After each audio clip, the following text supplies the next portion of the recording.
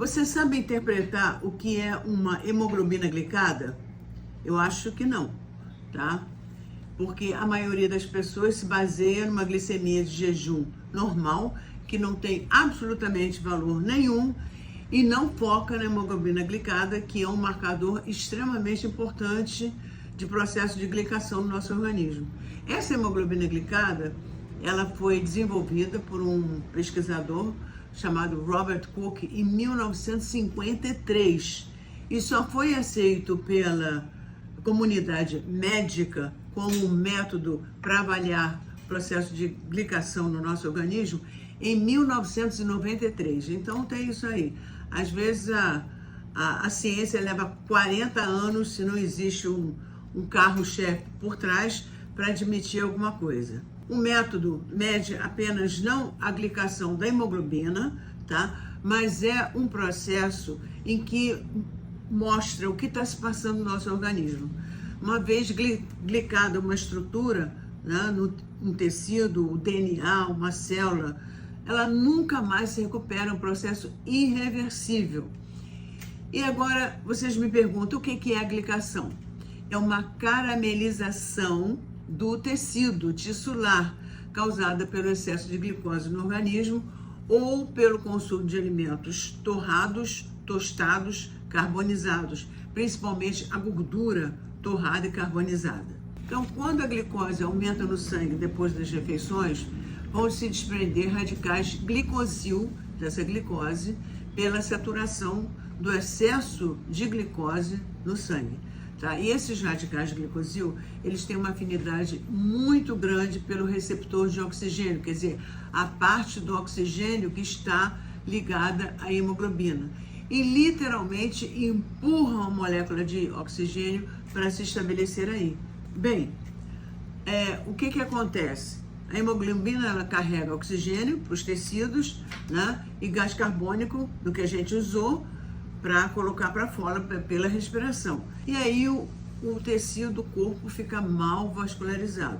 Além disso, o radical glicosil, como eu falei, empurra o oxigênio é gás carbônico é gás. Então passam pelo capilar de troca de maneira assim muito sutil, enquanto que a hemoglobina glicada é sólida, é um caramelo, tá? E vai lesando toda a parte interna, né, dos capilares de troca, que é onde se faz o processo mais refinado da circulação. Lesando, então, esse chamado glicocálice endotelial, que reveste a superfície, a parte interna, né, dos vasos sanguíneos, e ele tem um papel importantíssimo na regulação da permeabilidade vascular, prevenção da trombose, na modulação da adesão leucocitária, vários elementos importantíssimos. Então, quando essa hemoglobina glicada ela está elevada, tá? Ela está elevada em todo o nosso organismo. Esse processo de glicação se faz em todo o organismo, não é apenas na hemoglobina. E hemoglobina glicada elevada está associada à insulina elevada também. Insulina elevada vai promover uma resistência a essa própria insulina, senão a pessoa vai ter um coma hipoglicêmico, né?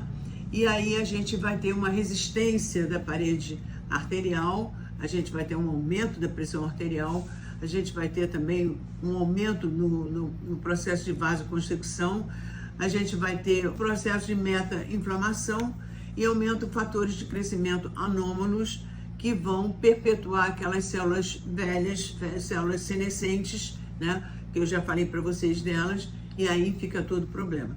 Então, essa parte interna das artérias, arteríolas, capilares de troca, tá, é muito importante, esse glicocálice endotelial.